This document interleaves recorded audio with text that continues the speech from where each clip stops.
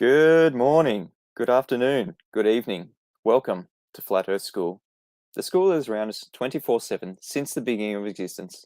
I'm Mitchell from Australia, merely a student, like the rest of us here on our beautiful Flat Earth School. Always questioning, always wondering, always just observing. The best teacher that we could ever wish for. We just have to realize that we are in a school all around us. Today, I've got a very special guest, FLATZOID FE. He is a regular panel member on Flat Earth Debate. He has his own channel, FLATZOID FE. I'm going to put the link in the chat here soon. FLATZOID, how are you, mate? Welcome to Flat Earth School. Hey, good evening. How's it going? Very, very well. FLATZOID, I've got you on for a couple of reasons, obviously, to do with the Sextant today. But before we get into that, I want to know a bit more of a background about FLATZOID. Obviously, you're in South Africa. Do you want to just tell us how hot it is in South Africa at the moment? At the moment, it's 9 o'clock and I'm reaching almost 30 degrees Celsius. So I'm kind of getting quite hot in the day. We almost, we're like 51 degrees today. Celsius. It's quite hot at the moment. And yeah. That's 9 a.m., 30 degrees Celsius at 9 a.m. This is 9 p.m. now. 30 degrees oh, Celsius. No, sorry, 9 p. Oh, sorry, 9 p.m. after the day. And it's still Yeah. not. What time's the sunset there, usually at the moment? Well, it depends in the season, but at the moment, the sun's usually about 6:30, 7. Yeah, right. Yeah. And just for everyone at home, what kind of constellations can you see in the south there? Practically the whole Milky Way. Very clear. Obviously, the Southern Cross. Yeah. Oh, yeah. You cannot get out without Southern Cross in the bush. And are we seeing the Southern Sisters? Yeah.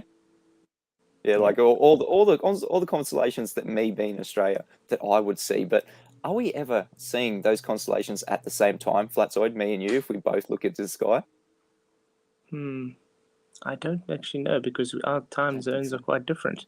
Yeah, that's the thing, isn't it? The stars are never in the sky here in Australia at the same time as South Africa. So if Globe Believers thinks that that's a flat Earth debunk, a globe proof, it's actually sorely mistaken. Yeah, it's actually a straw man when they show we got the same constellations at the same time because our time zones differ. Correct. Yeah. I mean, like we have a midday sun when you have, so what time is it here? 6 a.m. So the sun's just coming up here and it's, what, 9 p.m. over there. So we're never going to see the sun or the stars, those same constellations at the same time. So, and they like to put up a nice flat pancake in space, that AE map, to kind of prove, oh, look, we're facing, Australia's facing this way to see those constellations, you're facing this way to see the constellations. It only works on a globe. No, that's just a false dichotomy, isn't it? Yeah, because also what's cool is when my brother is Cape Town, at 8 o'clock the sun is still busy setting, so his setting sun is your rising sun. Yeah, because we have the sunrise around, what, 5:30 a.m. and you said it sets around, what, 7:30 p.m.? By us about 6:30, 7, but in Cape Town about 8 o'clock, 8:30. Sometimes 9 o'clock at night it's still light. So it's literally, that's pretty amazing. Like when I look at the sun rising, it's literally setting there in South Africa. That's really cool. Yeah. Like a whole kind of sky apart, if you will. Like a whole, like, 180 degrees. Just from our perspective. That's pretty cool. So FLATZOID, how long have you been in Flat Earth for? How many years do you think? About, let's say, 4.5, 5 years. I actually started with Facebook before I even got to the YouTube scene. I actually left the Facebook scene because, yeah, there was some hectic politics and stuff, and let's just say it got too hectic. My wife asked me to actually just kind of drop it off there, so because you had a conjoined profile. And with my flat earth stuff, get some dodgy characters that come and really butter things. So at the end of the day, I decided to leave the Facebook, and then about a year and a half, 2 years later, then I started doing the YouTube thing. And yeah, took it from there. I mean, I'm just about to share your YouTube channel, because it is a great channel. You need more of a following, FLATZOID. You have some awesome videos. We're going to go through one of your latest today regarding triangulation versus trilateration, directed at Mr. Sensible. I'll just go to not that one. Didn't go that far. Just want to go to your channel, not Google. It'd be cool if your channel was Google. Yeah. Where is it? Here we go. FLATZOID FE. something. Almost 2,000 subscribers. I encourage everyone, please go to FLATZOID's channel. Check it out. It's just so many good, short, concise, informative videos on everything to do with debunking the globe and everything to do with proving flat Earth. The link is in the chat right now. Please, everyone, go over to FLATZOID's channel, show him some love, subscribe. He definitely deserves more subscribers and views than he actually gets. You do some great work, FLATZOID. Awesome, thanks. All right, would you like to? We'll go into the video, hey? Yeah, this is kind of a we did invite Mr. Sensible on the stream. He said he was working nights, so he won't be able to catch it live. But we don't really need him to be here. It was just we just wanted to kind of a live response. Like, where's this video come from anyway? Do you want to give us some background of where this video came from? Remember, he did that fish videos saga against you, saying you don't understand triangulation and trilateration and all that. And then I thought I just have to do something on, because his fundamentals on what triangulation is flawed totally. So I decided to throw out a little baited hook video of my own to him, and while he bit, and he made a short little video on me, and this is just my response to that baited video to show him, Mr. Sensible, you don't actually know what triangulation is, and that a sextant only does triangulation, not trilateration. Because if you knew that, you would understand that the difference is with trilateration, the length of the sides of triangles are measured, which is these days usually just electronic, because no one's going to go and look for known. If you in the Navy these days, what's going to be easier, using an electronic ping to figure out the distance than actually looking for landmarks and saying, oh, I see this landmark, so I know I'm this far away. It just doesn't make sense. As where if you're using with triangulation, just measuring an angle, and you're basing everything off that angle. So that's about it.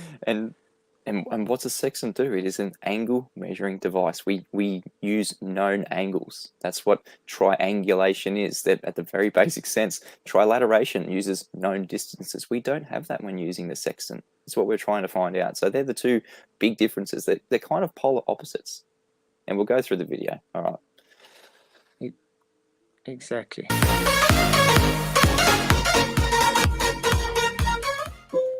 In recent weeks, flat earthers have been all of a kerfuffle about sextants. They seem to think that a sextant proves the earth is flat and that it can't possibly be a globe. The earth is flat and that it can't possibly be a globe. Well, Mr. Mitchell of Australia, if you're going to try and debunk, require the earth to be a globe in order to work.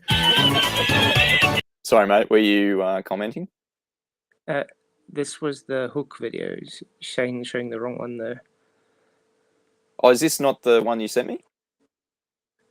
No, this is the hook one. It starts similar. Hang on. Different. Did you? Remember, oh, you got unlisted, don't you? Hang on. Yeah, it was unlisted for you. All right. Apologies. Yeah, I'll publish it after the stream. I'm gonna have to. Is that a copy and paste of the link? Otherwise, no, there it is. otherwise I can publish it quickly if you want. No, it's fine. No, I've got the link here. I just I went into your channel. That's what I did. All right, so I'll put the correct one here, and I'll go straight to the video. You did send me the link. There we go, Mr. Try Wong. And it was there we go. Yeah. There we go. All right.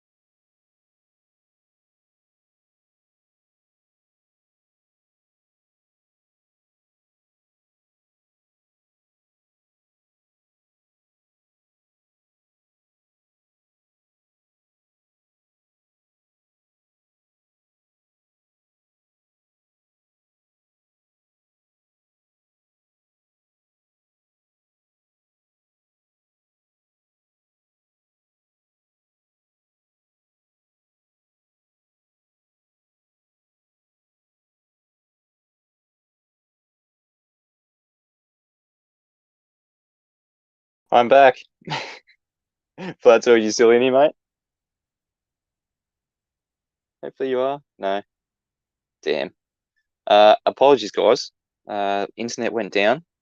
I will endeavour to get it back up. Hopefully FLATZOID will be joining me in a second. No internet connected to the PC. Connecting right now.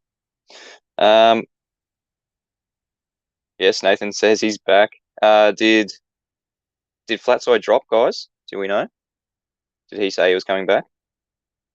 What a great start to the stream. Loving it.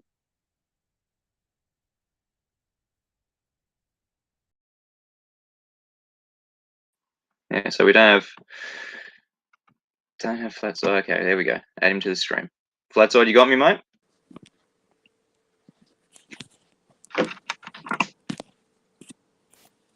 Testing 1, 2. Can you hear me?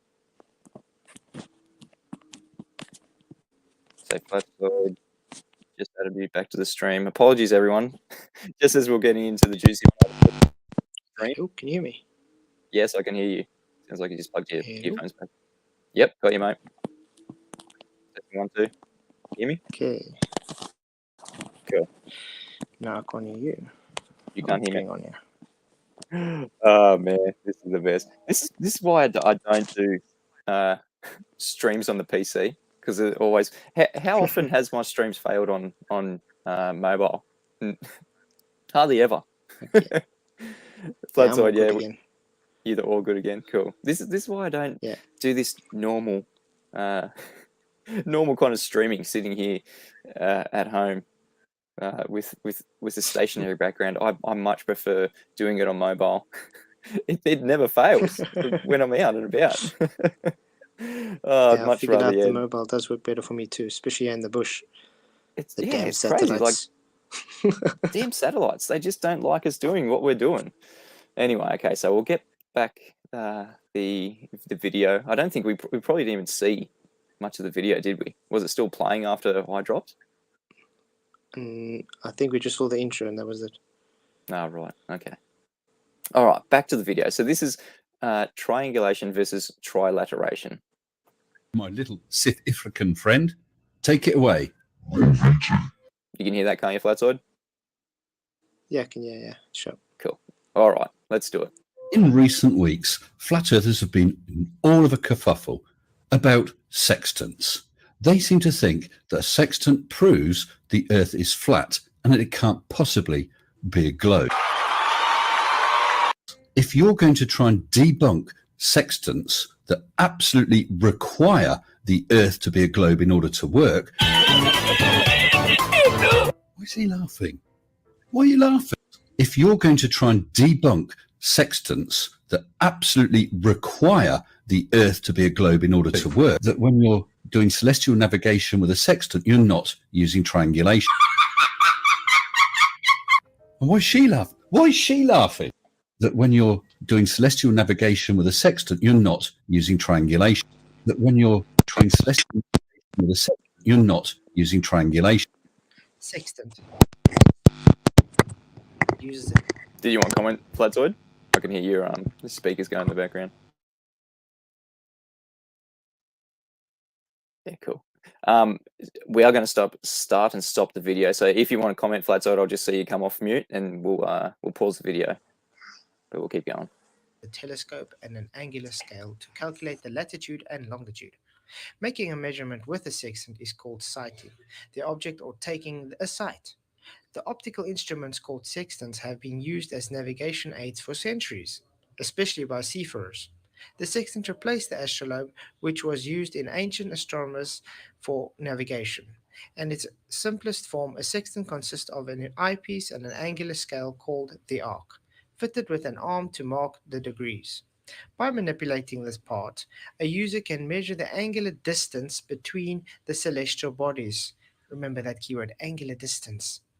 Usually Earth and either the Sun or the Moon. The observer can thereby calculate his or her position of latitude by using a trigonometric operation known as triangulation.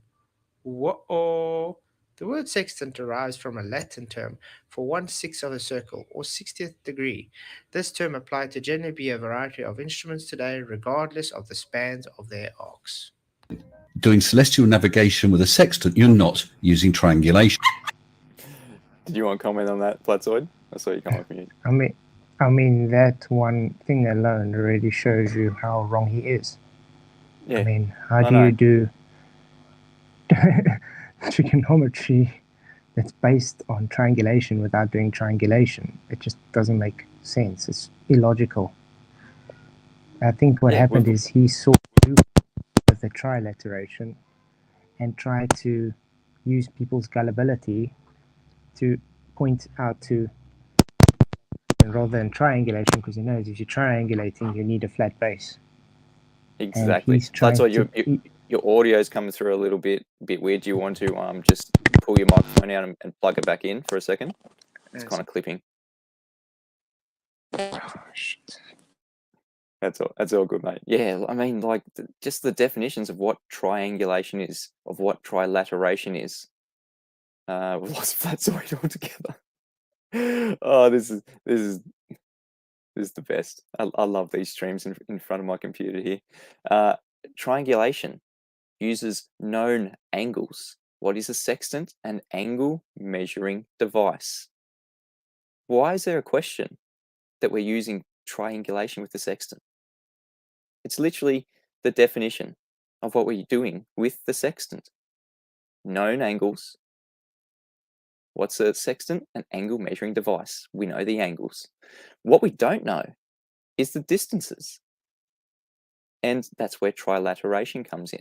Trilateration uses known distances.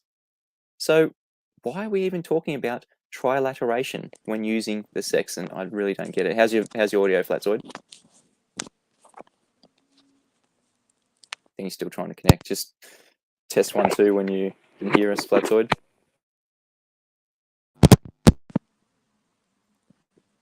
Plugging in the earphones, I think. You got us, mate? A little bit of a buzzing. Oh, it's gone now. I know. He's on mute, that's why. Okay, there we go. There we Sorry. go. Perfect. Yeah. Perfect. All right. Did you want to comment more or do you want to continue the video? No, we can continue. I think I made the All right. point. Definitely.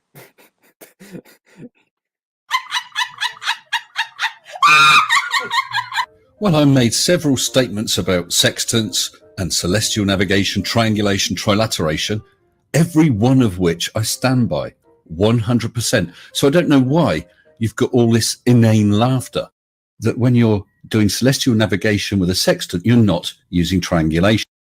Come on, it's about time you got on with it, FLATZOID. What is the nub of your gist? What did he say? What has trilateration got to do with using a sextant? Well, FLATZOID, if you're going to carry out celestial navigation, it has everything to do with the sextant. Aha, the difference between triangulation and trilateration.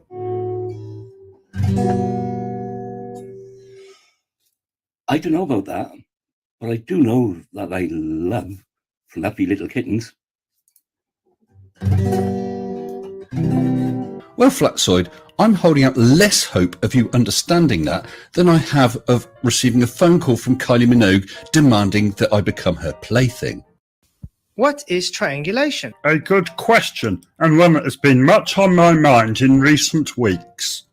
Mr. Sensible, you do understand. You have a point. You have the luminary, which is the sun here. Ah, Flat Earther's measuring device of choice. A crayon. And you have the zenith, which is the GP. This creates a triangle. Well, two things, FLATZOID, spring to mind. Firstly, the zenith is not the GP. The zenith points out the GP, as you have a zenith on top and a nadir, which is in the bottom. You know, when you move your GP, then you have a new zenith and a new nadir. So yes, your zenith is definitely pointing your GP. The GP is the point on Earth directly below your zenith. Secondly, we don't create triangles. Yeah, you're right. I must be imagining this triangle, or how about this triangle? Or maybe this triangle. I'm imagining it. But let's run with it. We'll assume you're flat Earth. You show us triangulation. With the sextant, you are using triangulations. You have an A, B, and C, the 90 degree from the zenith, and your angle towards the luminary. Triangulation. FLATZOID, because you have a triangle on the screen doesn't mean it's triangulation. With triangulation, you need angles to several known positions. All you have on the screen is a triangle. With this, you're not even solving a triangle. Let's see what information you've got. You've got your viewing angle, the angle of the star above your horizontal at A. Let's say it's 45 degrees. You have B, the position of the star. Directly below it, you have its GP at C, which is 90 degrees to the horizontal. So what have we got? We've got 45 degrees to the star, 90 degrees at point C. We don't know how far it is from A to C because that's the distance we're trying to work out. We don't know how far it is from A to B, to the star. We don't know how far it is from B to C, the height of the star. So basically we have no sides of the triangle. I just want to pause it there. And what he's just commented on, we have the angle here at A. That's a known angle. What we don't have is a side length AC. We don't have BC. We don't have AB. the three things that you need for trilateration. Distances. Now he's going to say that we're using the distances AC here for trilateration, but he just detailed we do not have that with the sextant. And he detailed how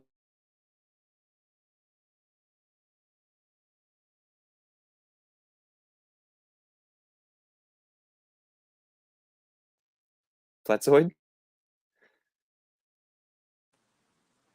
Yeah. I think you actually just said what I wanted to say. Stole your thunder. Like he sums it up for himself. Like, what else? What more does he want? Like, he's. And also, where are you getting that 90 degrees that you've put? Is this your photo or is this his? No, it's mine. I put it there, and if you take the bite out of the chocolate, it was just me making a statement of of biting my bait. But yeah, I mean, he debunks his own argument by saying, first of all, it's over a horizontal baseline. Second of all, we don't have a length, and we do have a viewing angle. So there's his whole argument in the trash. Yeah, there's no argument.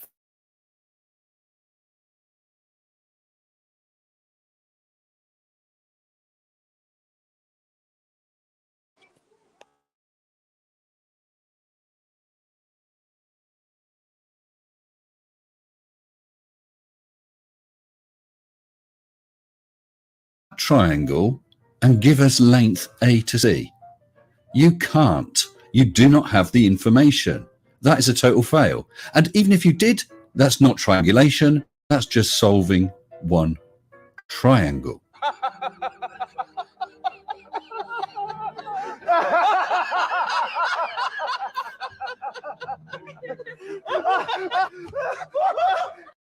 Right, where do I start with how wrong you actually are? First of all, triangulation requires you to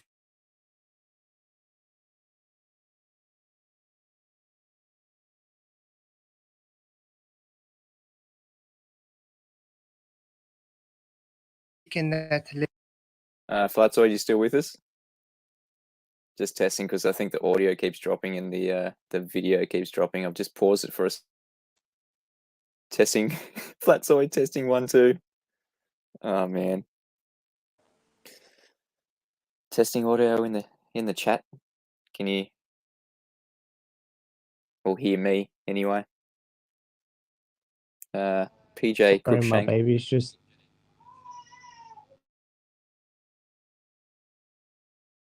Sorry, my baby's just crying very loud in the background here, so I'm trying to stay muted or just crying.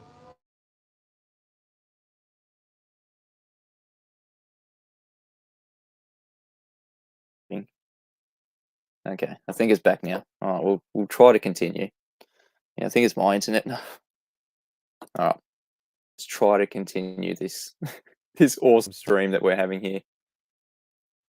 let's say 45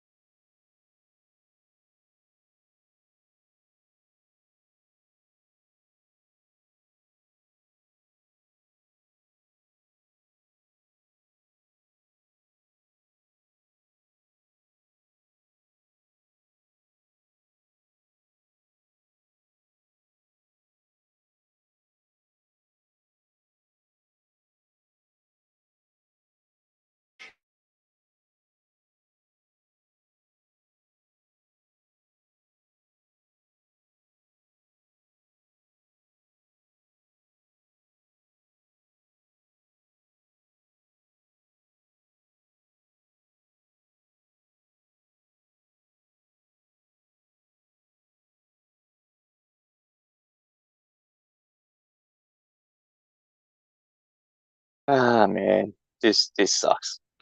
FLATZOID, you still here? I can still see your avatar in the little chat.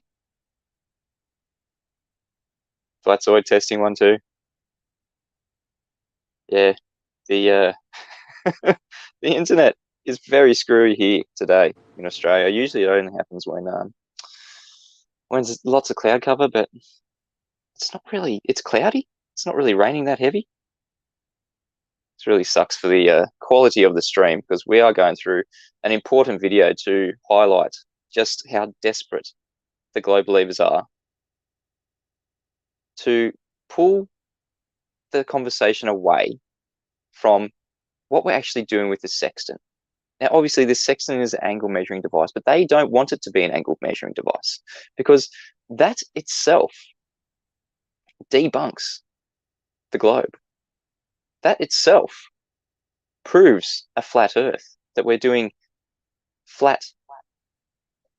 Just mute that on the computer. That we're doing flat baseline angle measuring.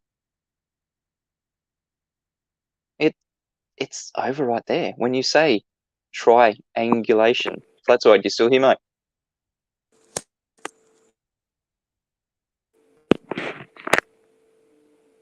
I can hear you scratching in the background. Kind of. Yep, you're still there. Cool. How's your internet today? Mine's horrible.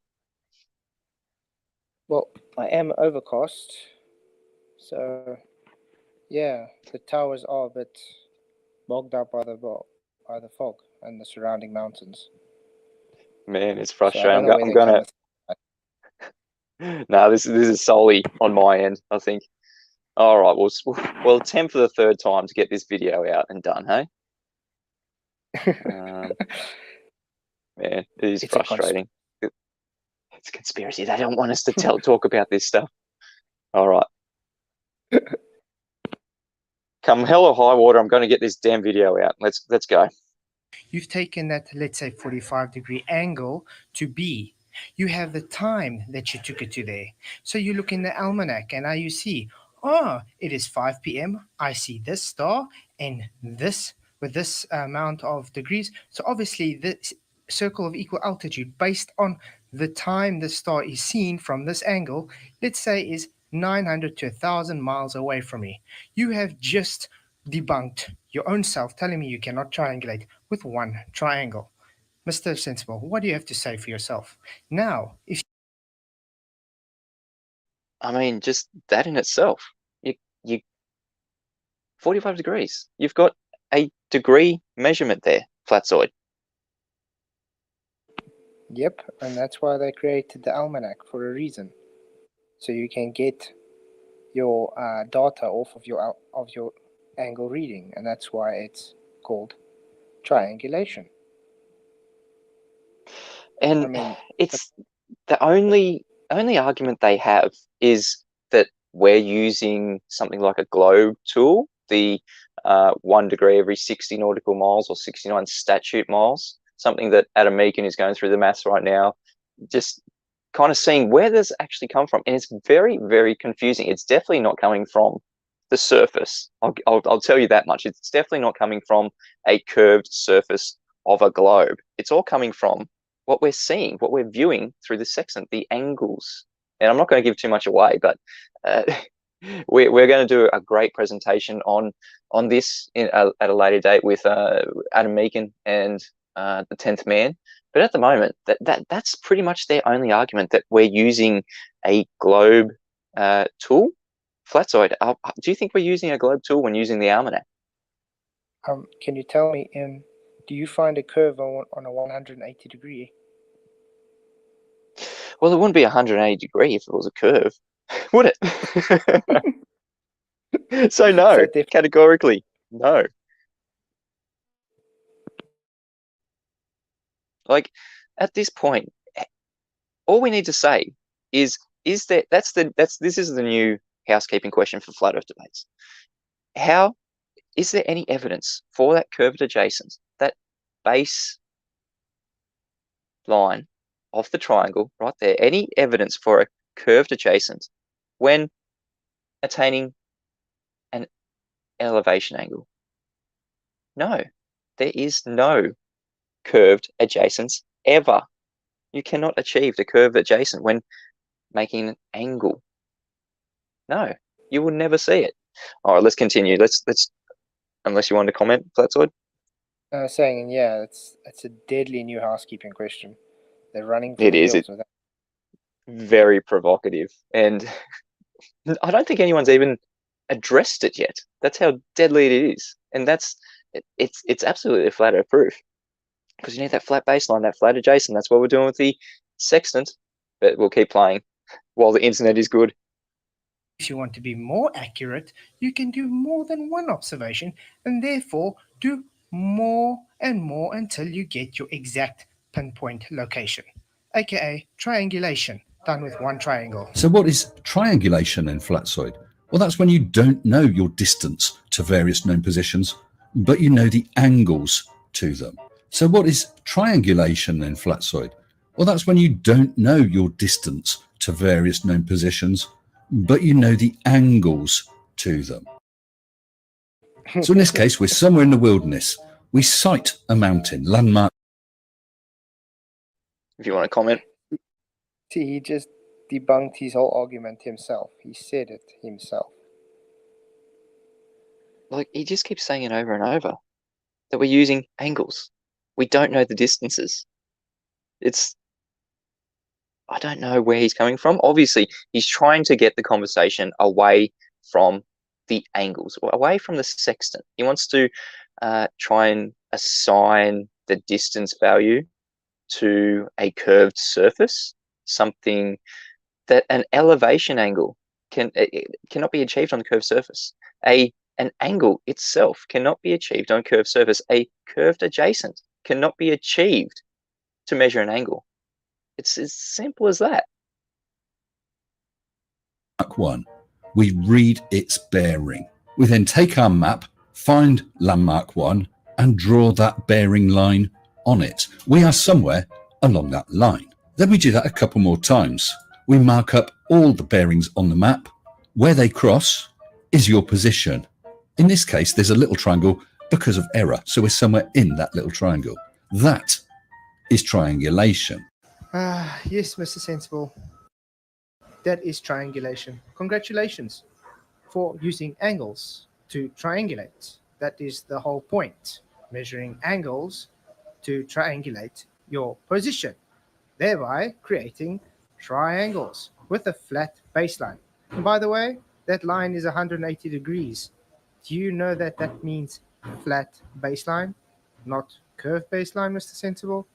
You might want to look into that.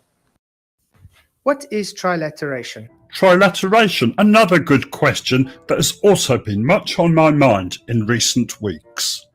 Well, first of all, Mr. Sensible, you would actually need a receiver. FLATZOID, you've been listening to too much 10th man, haven't you? Yes, you can use signals and receivers to trilaterate, such as with GPS, but you can trilaterate using distances however they were obtained. You do not have to use any sort of electronic broadcast. That's correct, Mr. Sensible. You do not need it to be electronic, but based on today's age, it is only done electronic, because you're not going to get someone going in the Navy going, we have to look for a landmark so we can trilaterate our position known on these known landmarks, do they? And you would need some kind of tower sending out a signal. This tower sends out a signal that moves with a certain radii. FLATZOID, it doesn't move with a certain radii. The signal expands outwards in a circle. The radius is increasing all the time. So you take what I said, say exactly the same thing, just change the wording and then want to say that's not what I'm saying. Doesn't sound very sensible to me. I just want to double down on that point right here. This is the point of what trilateration is, the point that you're trying to make, FLATZOID, that the signal is from the tower to the observer. Exactly. Is that what we're doing with the sextant? No. No, I mean you can go talk to any naval officer today, and ask them, do they use trilateration when they use a sextant? They're going to laugh at you. I mean, everything is electronic today because it's based on known distances. If you with a ship in the middle of the ocean, you're not going to have a known distance. How are you going to know your known distance? You need an actual landmark, and you'll have to know that is my known distance from that landmark. That's how they did in the old days. But today, it's much easier just to have trilateration based on electronic wavelengths. So once it hits the ping on your receiver, it does a calculation based on the time it took to hit you with a distance, and that's how it trilaterates your position. It's very And simple notice stuff. that he's bringing these observations down from the heavens, which is what we're using with the sextant. We're using the heavens. He doesn't want to use the heavens. He doesn't want to use angles to the stars. He wants to use things that are on the ground. He wants to use distances on the ground, the distances that we do not know. So it's polar opposites to what trilateration is. It uses distances from something like a tower. I'm not sure what he's saying. Is it a distance from the star, the GP of the star to the observer? That's not what we're doing. It's nothing from the star to the observer. It's everything to do when using the sextant from the observer to the star. And that's the difference here. Triangulation uses angles from the observer to the star. Trilateration uses distances from, if you want to call it, from the star to the observer. Trilateration is distances outwards going in. Triangulation is what we're actually doing from the observer outwards using angles. It's as simple as that, and we'll continue. Circle of equal altitude will ping as soon as it hits your receiver. Now, I don't wish to appear churlish, but one does feel a churl coming on. FLATZOID, I think you perhaps have little idea of the things of which you speak. A circle of equal altitude is the circle around the GP of a star where that star appears at the same altitude, equal altitude. May I present to you your globe? Do you see the problem with equal altitude? No, not yet. Let's zoom in and see. How about now, Mr. Sensible? Is the center of your Earth to the surface the same? And it turns out sea level at the equator is farther away from the center of the Earth than sea level near the poles. And it got a little wider at the equator than it does at the poles. So it's not actually a sphere, it's oblate. And officially it's an oblate spheroid. That's what we call it. But not only that, it's slightly wider below the equator than above the equator. A little chubbier. A little chubbier. Yeah. Chubby is a good way. It's like pear-shaped. Yeah. So you cannot get an area of equal altitude on your geoid, as the center of Earth is a different distance away from the surface.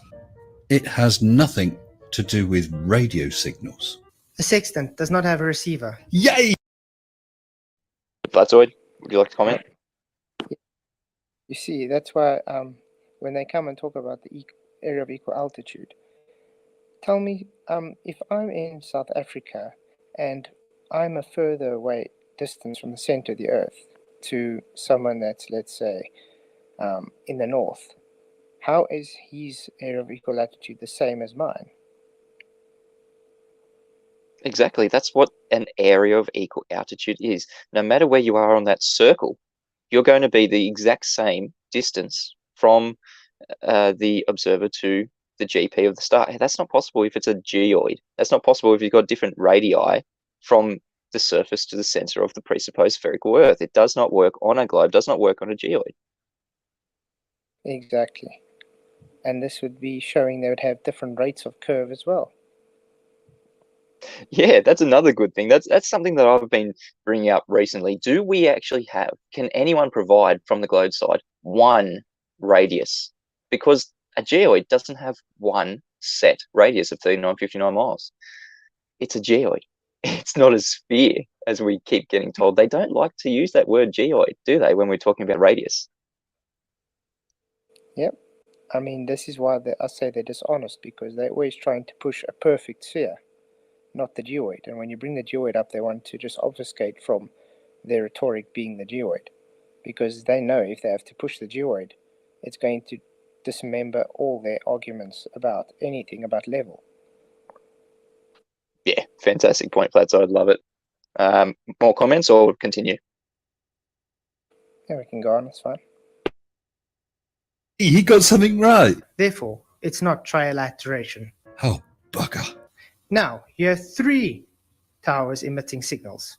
Then shalt thou count to 3. They move towards the receiver. As soon as they hit the receiver, you will receive a ping. Let's take a gander. There they're moving out. Ping, ping, ping. And that is how you work out with trilateration, the distance from the emitting towers. Well, I have to give you that, FLATZOID. That is trilateration. It is one form of trilateration. Those signals could be coming from towers. They could be coming from GPS satellites. With both of those, the timings of the signals give you the distance. You draw circles around their known positions and trilaterate. But you can use any method to get those distances. I could use a sextant, take readings from 3 stars to get their distances in nautical miles. I wonder how you got those distances. Maybe your angle towards the GP. Mark their GPs up on a map, draw 3 circles around them, and trilaterate. With celestial navigation using a sextant, we're not triangulating. Crash, great. Hell, we're not even calculating and solving a triangle. That when you're doing celestial navigation with a sextant, you're not using triangulation. Fantastic video, FLATZOID. Really enjoyed that. That was cool. And Yep. any end comments before we go on to another video? I don't think even you've seen this video. But yeah, would you like to comment on anything we've just the last part? Yeah, part 2 is just going to be practically about Nautica miles and sun rays, because he makes claims about Nautica miles being over a curve and sun rays come in parallel. You know, this same old spiel. Well, that's the thing that Bob the pseudoscience guy says, that you need 2 things when using the sextant. You need parallel sun rays, something we don't have, and you need a sphere, another thing that we don't have. So it's very interesting that they like to bring those 2 things in, the 2 things that we don't have here in reality. We only have the angles. We only have the sextant and angles of elevation with a flat adjacent. I just said it then, flat adjacent. You need the flat baseline. All right, so we were just talking about a geoid, and we were just talking about these things happening on a sphere. This is a video by Rob Durham. I don't think it's on his channel just yet, but everyone go over to Rob Durham's channel. I will put the link in the chat probably after this, because it's gonna, if I copy and paste the link to the video, it'll be public, and it's not ready to go public yet, but let's play this video by Rob Durham. It is absolutely demolishes anything to do with the sextant on a globe. Hi folks, so today I want to talk about sextant navigation. Now I know the guys over at Flat Earth Debate have been speaking about this for quite some time now, and I wholeheartedly agree with everything that they say, and I'll in fact touch on a bit of what they say at the end of this video, but I want to focus on a different aspect of sextant navigation today, one that's perhaps never been thought of before, perhaps has, but never modelled before, and I'm going to model it. So let's start by begging the question and assuming we're on a sphere, and we want to determine our location on this sphere using a sextant. Now, bearing in mind that we must start with a sphere if that's what we're living on, and all geometry must also work on a sphere if that's what we're living on. Now, in order to do a triangulation using a sextant, we use the Mercator projection map as shown here. But how do we get a flat Mercator projection map from a globe? I'll let this guy explain. Projection. Popular rectangular maps use a cylindrical projection. Imagine putting a theoretical cylinder over the globe and projecting each of the points of the sphere onto the cylinder surface. Unroll the cylinder and you have a flat rectangular map. Okay, so we now know how a projection is made from a globe to a flat map. In this case, the Mercator projection. So we all know that in order to do a sextant triangulation, you need to use a nautical almanac to give you the zeniths of the celestial bodies, and you draw circles of equal altitude from that zenith to determine where they cross and hence where your location is. So for shits and giggles, I'm just going to start by drawing a load of circles all over this map, like so. And then I'm going to take this map and wrap it around a sphere in AutoCAD. And on first glance, everything probably looks normal. Circles look okay. This circle looks okay.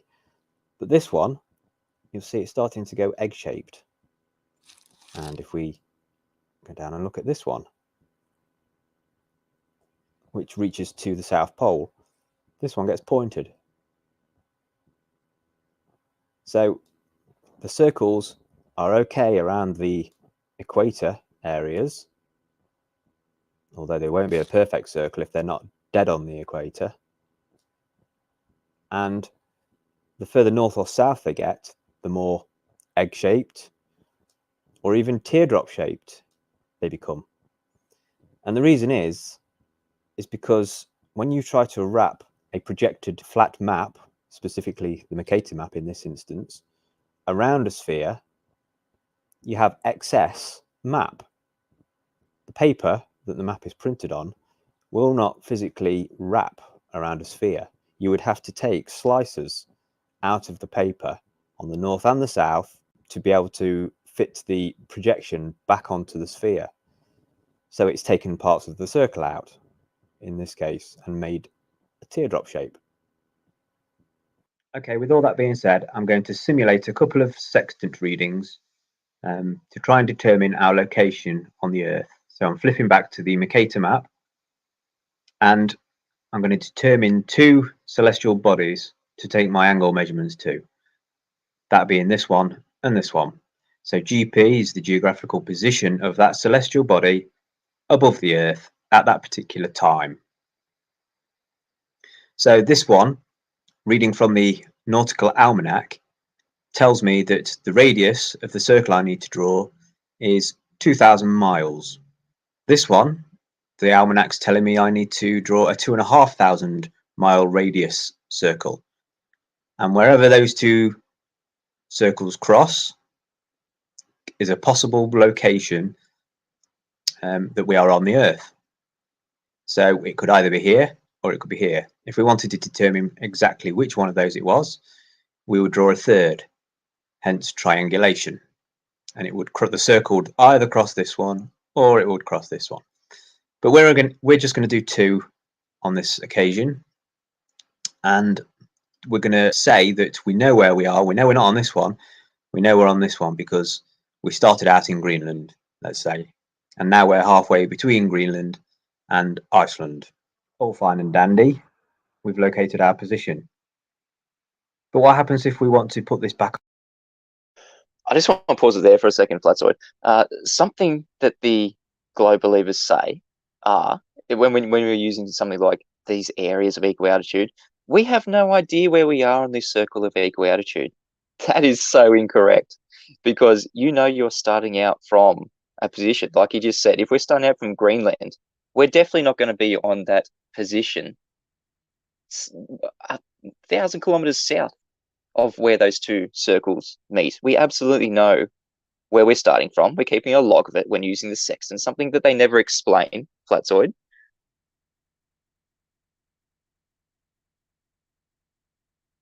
FLATZOID, are you still with us? Not coming through, FLATZOID, if you are trying to speak.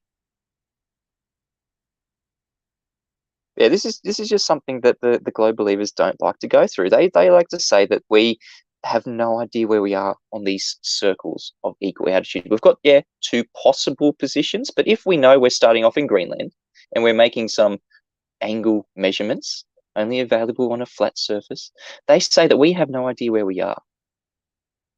Yeah, we do. We just left Greenland, so we must be that position, the north position where those two circles meet. It's not like we're dropped in the middle of the ocean and then we have to find out our position. When does that ever happen? Where's a boat just dropped out of the sky in the middle of the ocean and you have no idea where you are? No. The crew make a log. Whoever is navigating makes a log. You know roughly where you are. And most of the time you only need 2. Yeah, you get 3 to exactly pinpoint your position.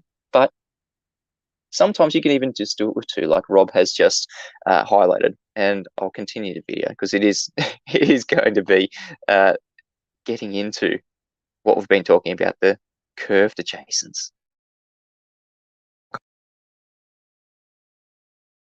Onto the globe. After all, It must work with the globe if that's what we live on. so here I have again wrapped the Mercator projection with the circles of equal altitude back around the globe. So we're reverse engineering it here. And as expected, we've got some teardrop shapes going on. Okay, so I've gone ahead and drawn the celestial objects into AutoCAD. They're obviously not to scale, but they're just to give us some angles. So you've got one here right above that GP point, and then one here.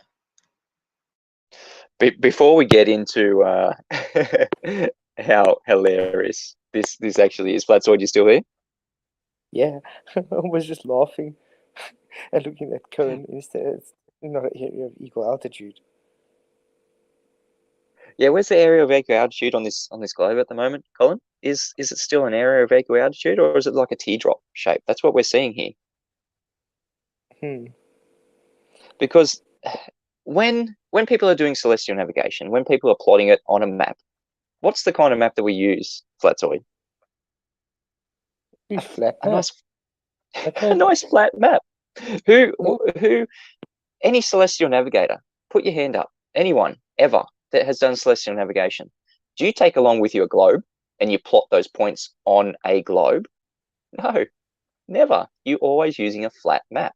And then if you want to take into any consideration of the globe, that's what you have to do. When using a flat map, you wrap it onto the globe and look what happens. It turns into a teardrop area of equal altitude. FLATZOID. And that is done on a perfect sphere, not even on the geoid. Imagine how disfigured it will be then. That is another great point.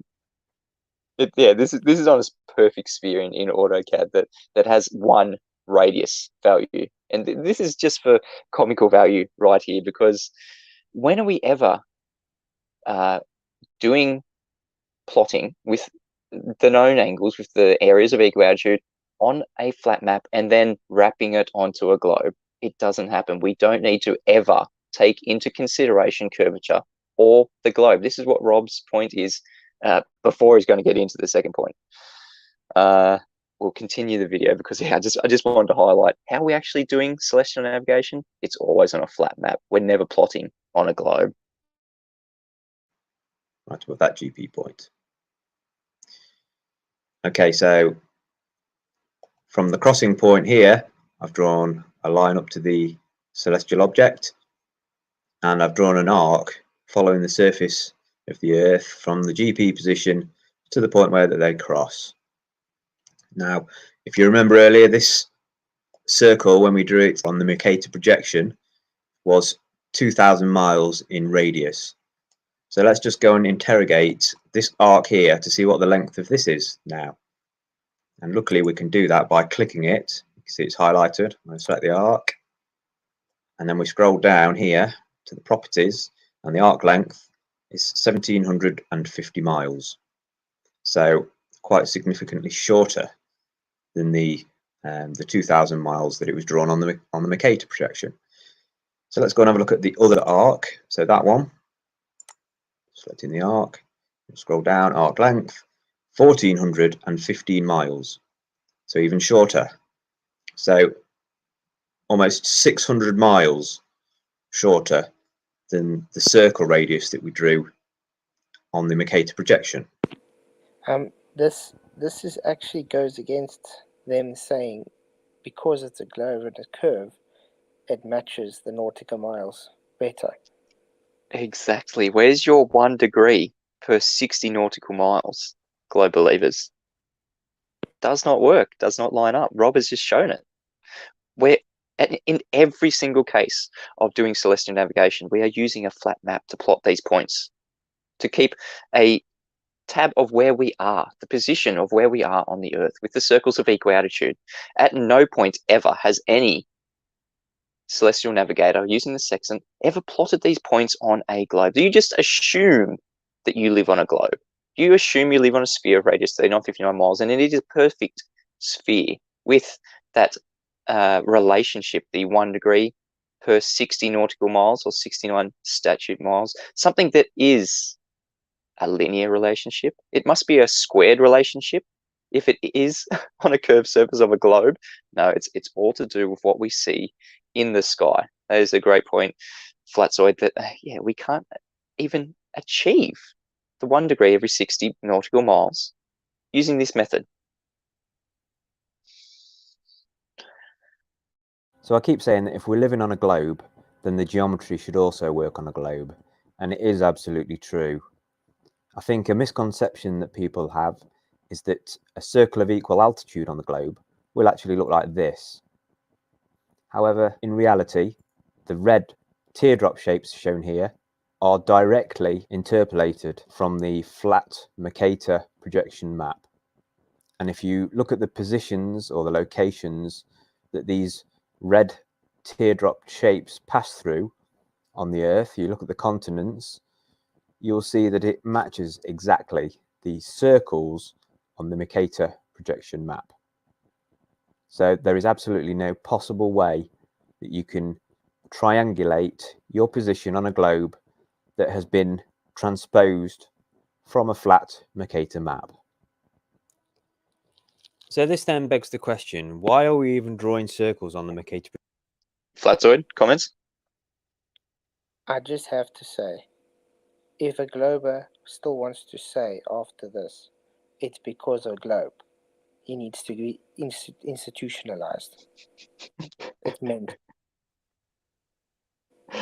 Oh no, this is a real killer video. This is something I've really wanted to show because no one has brought this point up until now, that we're actually doing celestial navigation plots on a flat map. And if you wrap it around a globe, if you then consider a globe, this is what it turns out like. You've got teardrop shapes. You haven't got areas of equal altitude. You can't attain any measurements using the globe, using the physical surface of that perfect sphere. And like FLATZOID said before, it's not a perfect sphere. It's meant to be a geoid, something that does not have one single radius, something that absolutely does not have 1 degree per 60 nautical miles distance on it. No, it's going to be changing wherever you are on that geoid. I mean, let's continue. Oh, well, yep, FLATZOID. I think how lost a person would get if they had to use this thought of logic to try and navigate. You would be, yeah, you'd be horribly lost if you're using a globe for navigation. No one has ever used a globe when using the sextant for navigation. It's hilarious. It does not work on a globe. All right, let's continue. Projection. A circle just seems arbitrary considering it translates to a non-symmetrical shape on a globe with no common radius value. If we are truly living on a globe, then we need to be able to triangulate our position on a globe, and it just doesn't work. The reason we use a flat map, and it works every time, and it has done for the last couple of 100 years, is because the Earth is flat. Okay, to briefly touch on what the guys over at Flat Earth Debate have been saying, we're going to use the same example. So the GP position's here, our position's here where these two lines intersect, and we're going to look at it from an orthographic view. Okay. If we're standing here on the Earth, this is the angle. I just want to pause it there for a second, FLATZOID. There's the evidence of the curved adjacent right there. Where's Don't you? Hawkins? Oh, this is great. I love that image right there. I'm going to ask Rob to hey? Sorry, but this brings it back to that challenge that Mr. Sensible gave you with the angles to Polaris. How do you get an angle in the first instance on your globe to say that it's this much degrees? I mean, the burden of proof is solely on the globe. We never use a globe for celestial navigation. We only use flat maps. So the burden of proof is solely on the globe believers to show how are we even getting these angles on your globe. Because, I mean, it's done on a flat map, and due to perspective, you're measuring those angles because they're moving with different angles away from you. And that's how you're getting your angular declinations. It's not because of a curve, it's literally just because of perspective and because the angles are diminishing. Simple. Exactly. It's like the demonstration I do with my drone over a flat lake. Obviously, it's going to be flat, but the drone, when I push the forward stick, it's just moving in its own flat parallel plane to the Earth, its own horizontal plane. And I use my Theodolite app, and I measure an angle, and as it moves away from me, it doesn't lower in altitude, but it lowers in angle of altitude as it moves away from me. That's what's happening when we're doing celestial navigation. The further you get away from the GP point of the star or the sun, it appears to diminish in angular elevation, not physical elevation as needed on a globe. FLATZOID, any comments? 100% concur. All right, we'll try and finish this video because it gets into how hilarious it is trying to do this on a globe. To the celestial body, let's take a line from our position representing the horizon. The angle formed here is definitely not 90 degrees. And even at the position where it meets the Earth, you can't have a 90-degree angle to a curved surface. And AutoCAD will actually verify this, because if I choose this angular dimension command, I can pick this line and this line, and it will give me an angle between them. If I try to pick this line and this arc, it says here, object selected is not a line. So it just will not give. I'll pause it there. Object selected is not a line. The globe is over right there. Even the program says it's not a line. I mean, even your 3D program, the only way that you can ever see a globe says it's not a line. It's a curved arc, not a line. Can't achieve an angle to it. Because that's the thing with 3D rendering software. The script has it as A or B straight. You can't have it in between. And the globers love to have their definitions like Bev would like to say, bendizontal.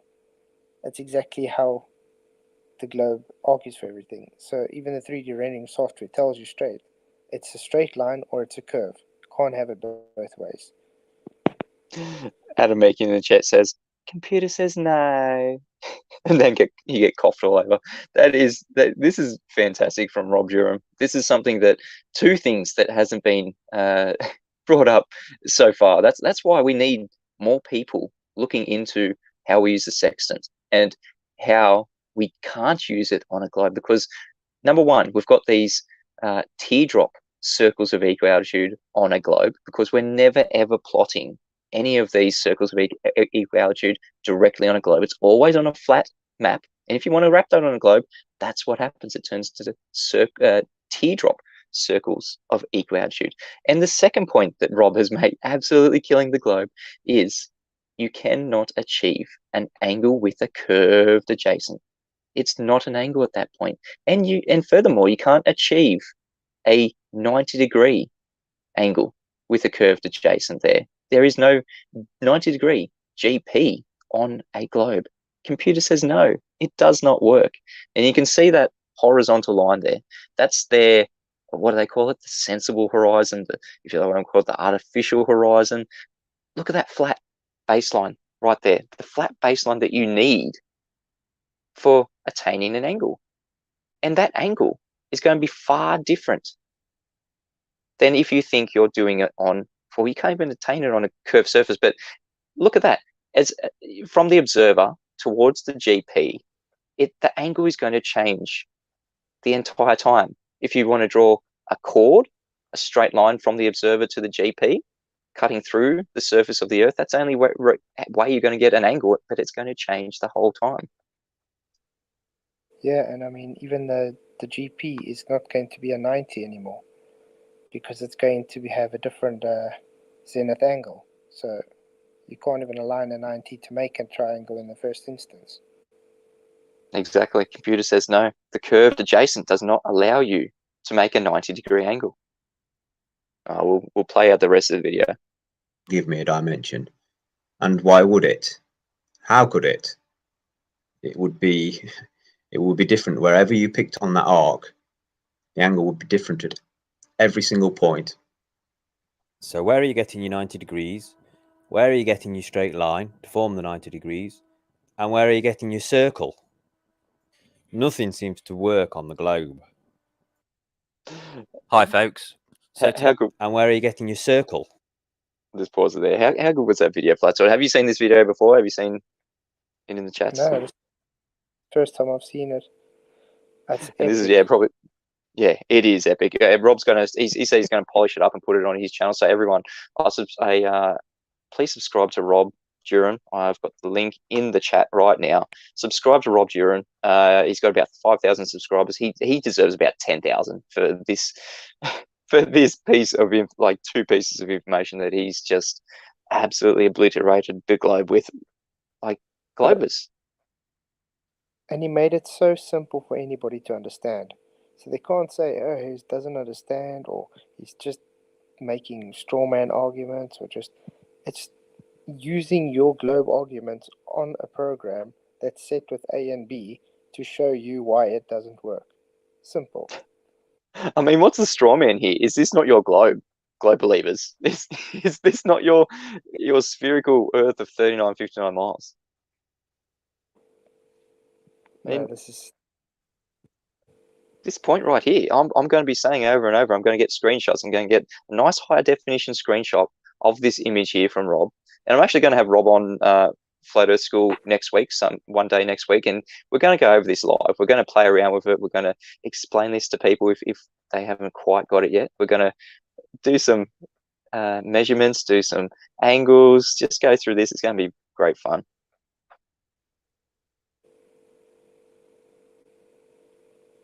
FLATZOID, any last comments before we take this off screen? I just want to say, why are there still globers these days? That's all. I have nothing more to really say.